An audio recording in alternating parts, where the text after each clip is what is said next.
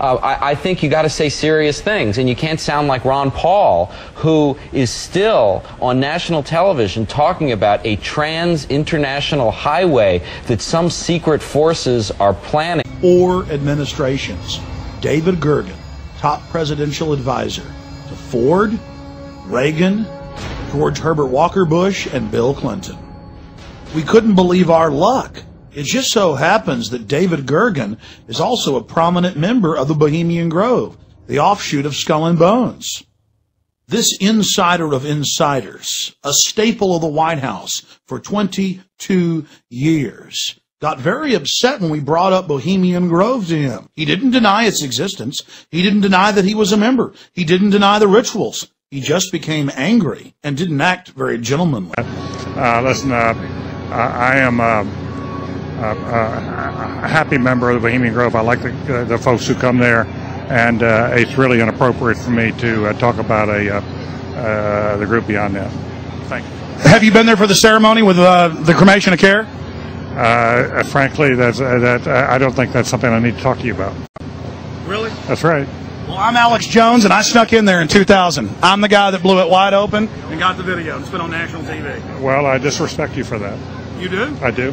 But it's a lot of big public officials going in there. Don't we deserve to know? You took I don't know anything about you, and I don't know anything about your film. But if you go in there with an understanding, you violated that understanding by releasing that film, and I don't respect you for that. Really? But we have public officials. I'm sorry. You took an understanding when you went in there that you would not do that film. And did you have an understanding when you went in there? No. Did you crash it? Yes. Yeah, and it has no trespassing signs there too, doesn't it? No, they put them up after. Oh, I'm sorry. I'm sorry, sir. I've been there before. I know what the circumstances are, and I'm sorry you violated the understandings. That was not a gentlemanly thing to do. But what about the ritual? Is the ritual gentlemanly?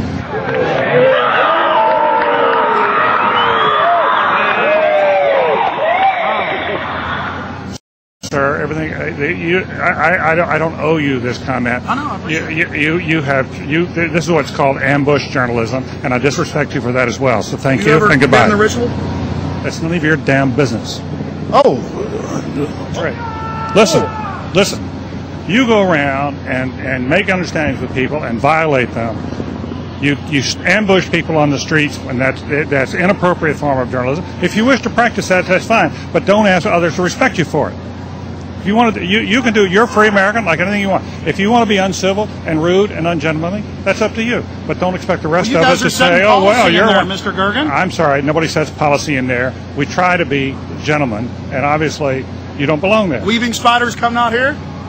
I think if you want to be a serious candidate, I think you got to say serious things, and you can't sound like Ron Paul, who is still on national television talking about a trans-international highway that some secret forces are planning between Mexico and Canada that is a figment of his imagination. I mean, I think, people need to address Welcome to the planet. Welcome to existence.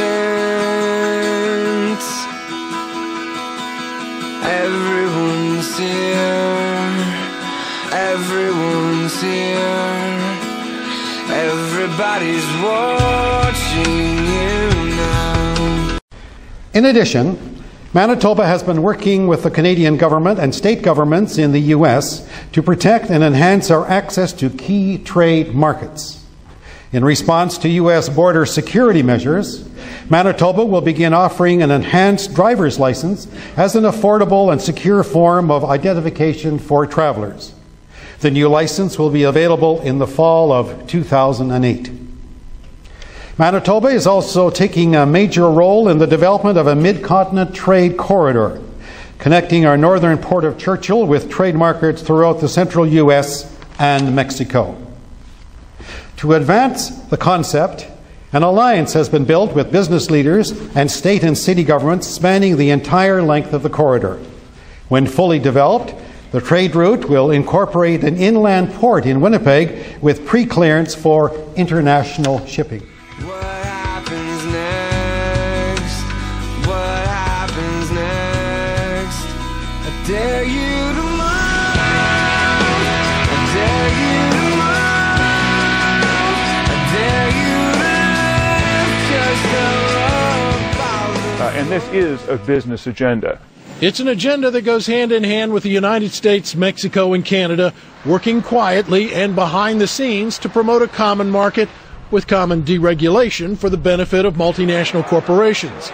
It's an agenda that so far has resulted in an increase in U.S. corporate profits of 45%, while wages of American workers have risen only 3% in the last 5 years. The main danger raised by Zellick's proposals is that the future of American international economic policy, which affects not only our nation's prosperity, but its national security, will be set not by the American people and their elected representatives, but by a small corporate elite that is accountable to no one but itself.